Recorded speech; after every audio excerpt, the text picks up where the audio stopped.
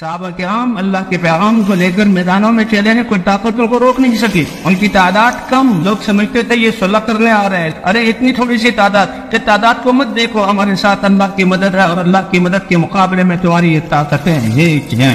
تو صحابہ کرام میدانوں میں اترتے تھے فوجوں کو لے کر نہیں، میدانوں میں اترتے تھے اللہ کی مدد کو ساتھ لے کر۔ 313 نہتے صحابہ کو میدان بدر میں 1000 کی فوج مسلح، اور جو اس یقین کے ساتھ آئے تھے اسلام کی اینٹ سے اینٹ بجا دیں گے، ان کو شکست دے، اور حضور نے اشارہ کیا تھا کہ یہ فلاں یہاں قتل ہوگا، فلاں یہاں قتل ہوگا، یہ اسلام کے خلاف آ رہے ہیں، یہ اللہ کے خلاف آ رہے ہیں۔ میں نے 13 سال ان کو دعوت دی، اس نے انہوں نے مجھے نکالا، میرے صحابہ کو نکالا۔ جب ختم ہوئی تو جہاں حضور نے فرمایا تھا ایک شتر کے برابر بھی جگہ کا فرق نہیں تھا، 70 قتل ہوئے اور 70 قید ہو گئے، کیونکہ ابو سفیان کا قافلہ مکے سے چلا تھا۔ تو صحابہ سے کہا چلو بھائی کتنے ہیں؟ 313، چلو یا رسول اللہ کوئی تلواریں لے لیں، کوئی سواریاں لے لیں، کہیں مسجد سے چلو۔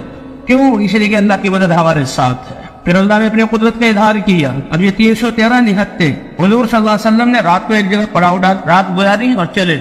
تو حضور آگے چلے گئے، ابو سفیان جو کافروں کا سردار تھا، جس کو لینا تھا، وہ پیچھے۔ تو ابو سفیان کہہ رہا اوہو یہ اونٹوں کے پاؤں کے نشان۔ اس نے دیکھا یہ تو کوئی قافلہ تھا، سمجھ گیا، اور اس نے پھر کیا کیا، وہاں مہنگی تھی اونٹ کی، اس کو توڑا، اس کے اندر جو کھجور کی گٹھلی تھی، اتنا سمجھدار کہ اللہ کی قسم یہ تو مدینے کی کھجور کی گٹھلی ہے، مدینے والے ہمارے لیے آ گئے۔ اور اس نے فوراً اپنا راستہ بدلا، اور ایک آدمی کو تیز سوار کو بہت سارا انعام دے گا، مدینے مکے پہنچ جاؤ اور مکے والے سے کو بچاؤ اپنے قافلے کو، اور آ جاؤ مسلمانوں کو مٹانے کے لیے۔ تو ایک شور مجھے 1000 نوجوان مسلح ہو کر آ گئے۔ ابو سفیان ان کے ساتھ ہے، عتبہ ان کے ساتھ ہے، شیبہ ان کے ساتھ ہے، ابی بن خلف ان کے ساتھ ہے۔ بدر کے قریب پہنچا تو فرشتے اترتے ہوئے نظر آئے، کان کی تو ہوا نکلی، پیچھے بھاگنے لگا، کہتے کہاں جا رہے ہو؟ ہمیں یہاں لا کر پھنسایا۔ میں دیکھ رہا ہوں مسلمانوں کے لیے تو آسمانوں سے فرشتے اتر رہے ہیں، اور اللہ فرماتے ہیں فرشتے اطمینان کے لیے اتارے تھے۔ فرشتوں کی فرشتے کی تو ایک چیخ ان کے کلیجوں کو پھاڑ دیتی۔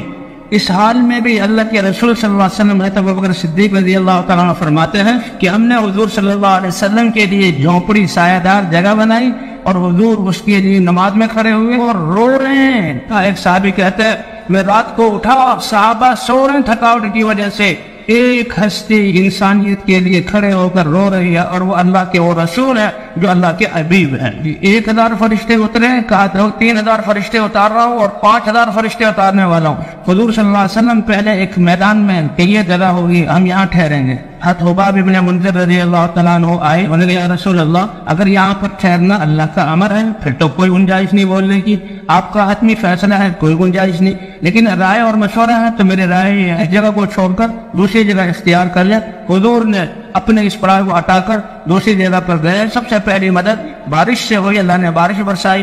کافروں کے حصے میں یہ چکنی جگہ آئی، یہ کیچڑ بن گیا، ان کے لیے چلنا دشوار ہو گیا، اور مسلمانوں کے لیے بارش رحمت بنی کہ وہ جم گئی، اور مجھے مسلمانوں کے لیے اچھی جگہ بن گئی، اور دونوں کا مقابلہ ہوا، اور چند ساتوں میں اللہ نے فتح عطا فرما دی۔ بدر والوں کے فضائل قرآن پاک میں جو ہیں، یہ تاریخی انسانی تاریخ کا ایک عجیب واقعہ ہے۔ 313 3 گنا، اور یہ نہتے اور جیتے 70 کو قتل کیا، 70 کو قید کیا، اور مدینے میں لے کر آئے، قرآن مر گیا پورے عالم میں۔